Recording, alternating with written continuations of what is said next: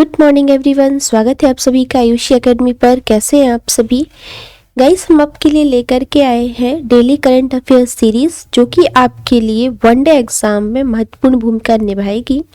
इस सीरीज से बहुत कम समय में आपके डेली टॉप 10 क्वेश्चंस कंप्लीट हो जाएंगे और हमारा उद्देश्य है कम समय में मैक्सिमम और इम्पोर्टेंट क्वेश्चंस को कवर करना।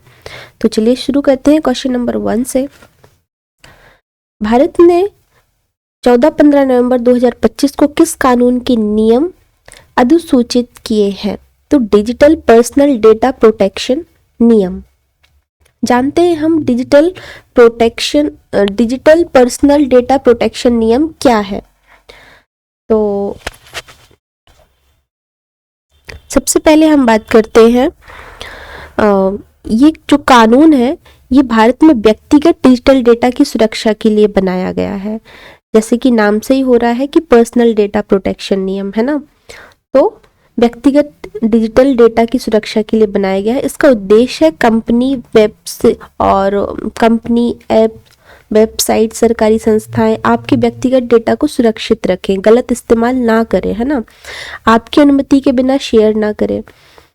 और जैसे ऐसी कोई भी जानकारी जिससे आपकी पहचान का पता होने चले, जैसे नाम, मोबाइल नंबर, आधार, लोकेशन, फोटो, ईमेल, कोई भी बैंक डिटेल है, तो ये सब कुछ ये किस में आता है? ये पर्सनल डाटा में आता है आपका, है ना।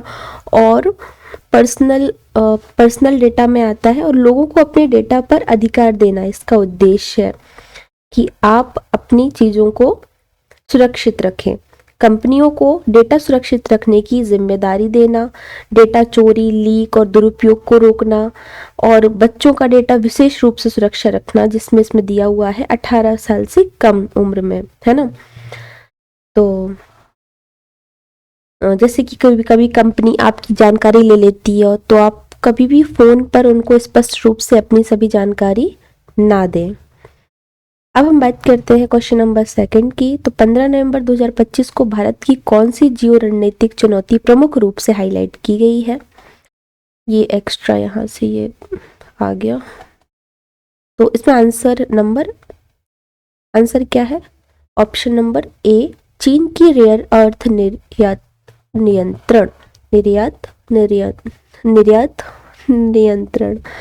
तो PMF IAS की रिपोर्ट में कहा गया है कि चीन ने कुछ रेयर अर्थ एलिमेंट्स, दुर्लभ पृथ्वी तत्वों पर निर्यात नियंत्रण लगाया है, जो भारत की ऊर्जा और सुरक्षा व्यवसायों के लिए चिंता का विषय है। ये तत्व ईडी बैटरियां, हाईटेक डिफेंस सिस्टम और अन्य आधुनिक टेक्नोलॉजी में इस्तेमाल होते हैं। इस चुनौती का सामना करने के लिए भारत अपनी खनिज नीति और रणनीतिक साझेदारी को मजबूत करने की दिशा में काम कर रहा है। क्वेश्चन नंबर 3, हाल ही में जारी ग्लोबल हंगर इंडेक्स रिपोर्ट में भारत की रैंक क्या रही? तो भारत की रैंक कौन सी रही है? 102, और पहले से ये सुधरी है। ये जो रिपोर्ट है हंगर इंडेक्स, ये 4 आधार इसके होते हैं: कुपोषण, और बच्चों में वेस्टिंग, बच्चों में स्टटिंग, और 5 वर्ष से कम उम्र की जो मृत्यु दर होती है बच्चों में, उस बेस पे ग्लोबल हंगर इंडेक्स आता है। बात करते हैं क्वेश्चन नंबर 4 के बारे में। तो क्वेश्चन नंबर 4 हमारा क्या बोलता है? क्वेश्चन नंबर 4 बोलता है, इसरो ने किस मिशन के लिए मेन पैराशूट टेस्ट सफलतापूर्वक पूर्ण किया? तो ये गगनयान के लिए किया। अच्छा, हंगर इंडेक्स में हम एक चीज और देखते हैं कि सबसे पहला देश कौन सा रहा, अभी जो फर्स्ट नंबर पे कौन सा है? तो फर्स्ट नंबर पे हम बात करते हैं, भारत की रैंक जो है वो 102 है ना। और जो पहले नंबर पे रहा है वो हमारा कौन सा देश है? मैं यहाँ पे इसके बारे में पूरा यहाँ पे लिख देती हूँ ताकि आपको यहाँ पे समझ में आ जाए।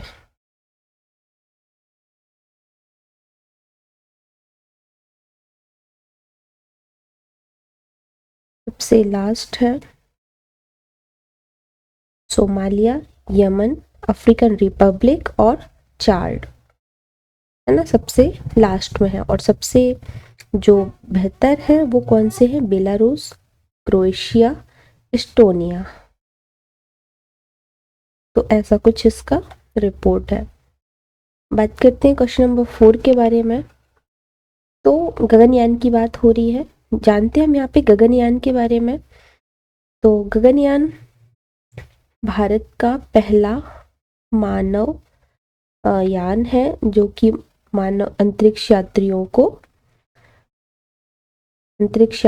को ले जाने का कार्य करेगा। गगनयान मिशन के बारे में अगर मैं आपसे बात करूं तो ये भारत का पहला मानव अंतरिक्ष मिशन है और 2025-26 में ये होगा। 2026 में रॉकेट का जो नाम है वो HLV human rated launch vehicle और GSLV-M के थर्ड से उसको लॉन्च किया जाएगा। इसकी लॉन्चिंग व्हीकल है ये।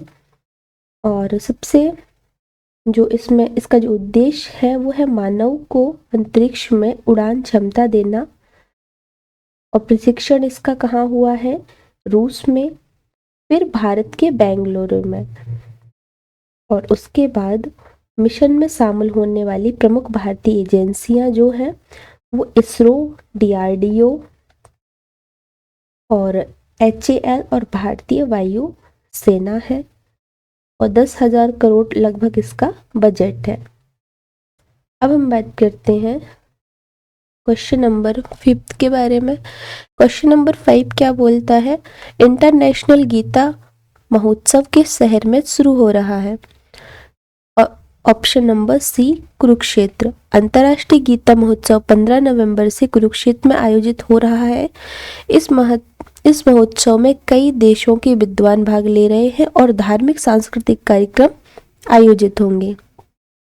यह महोत्सव भारत की आध्यात्मिक विरासत को बढ़ावा देने और गीता ज्ञान को अंतर्राष्ट्रीय स्तर पर फैलाने का माध्यम है। क्वेश्चन नंबर 6 की बात करते हैं। 15 नवंबर 2025 को उत्तर प्रदेश का कौन सा स्टार्टअप लोक व्यापार मेला राष्ट्रीय स्तर पर आयोजित किया गया है? तो ये है वन डिस्ट्रिक्ट वन प्रोडक्ट। और स्टार्टअप मेले के बारे में कुछ यहाँ पे जानकारी दी गई है। इस मेले के माध्यम से स्थानीय हस्तशिल्प कारीगर उत्पाद जैसे बनारसी हस्तशिल्प, मेरठ का खेल सामान आदि और युवा उद्यमियों को अंतरराष्ट्रीय दर्शकों तक लाभ मिलेगी।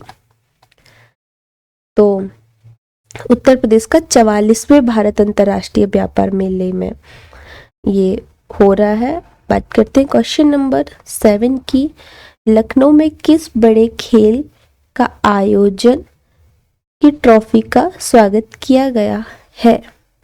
तो ये है FIH जूनियर हॉकी विश्व कप ट्रॉफी यहाँ पे आ चुकी है। इसका आयोजन उत्तर प्रदेश में हॉकी संस्कृति को पुनर्जीवित करने और खिलाड़ियों को प्रेरित करने में सहायक होगा। क्वेश्चन नंबर 8, भारत पर्व 2025 कहाँ पर हो रहा है? ये हो रहा है स्टैचू ऑफ यूनिटी के पास में।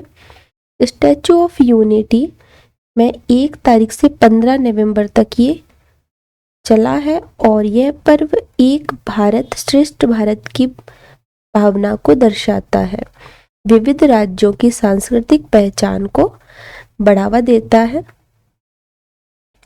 क्वेश्चन नंबर 9 है कि 3 सेवा सैन्य अभ्यास कहाँ आयोजित हो रहा है? तो पश्चिमी सीमाओं और समुद्री मार्गों पर, जो कि आर्मी, नेवी और एयरफोर्स का एक अभ्यास है। पश्चिमी भारत की सीमाओं और तटीय क्षेत्रों में ये हो रहा है। क्वेश्चन नंबर 10, भारत में सैल्ड तटों में पाए जाने वाले रेयर अर्थ एलिमेंट्स के देश में कितनी अनुमानित राशि के भंडार है? तो लगभग 6.9 मिलियन टन। भारत के पास रेत खनिज टनों में लगभग 6.9 मिलियन टन दुर्लभ पृथ्वी तत्वों के भंडार हैं। और ये सभी जो भी इलेक्ट्रिक व्हीकल्स हैं उन सभी में काम आने वाले हैं। भारत के इस प्रकार की खनिजों को रणनीतिक संसाधन के रूप में देखा जा रहा है ताकि टेक्नोलॉजी आत्मनिर्भरता बढ़ा सके। तो गाइस, आज के जो टॉप 10 क्वेश्चंस थे वो हमने अभी देखे। नेक्स्ट क्लास में मिलते हैं हम कल के लिए टॉप 10 क्वेश्चंस के साथ में। तो कमेंट करिएगा और बताइएगा हमें इसमें और क्या ऐड करना चाहिए। ठीक है, मिलते हैं हम अपनी कल की क्लास में। धन्यवाद।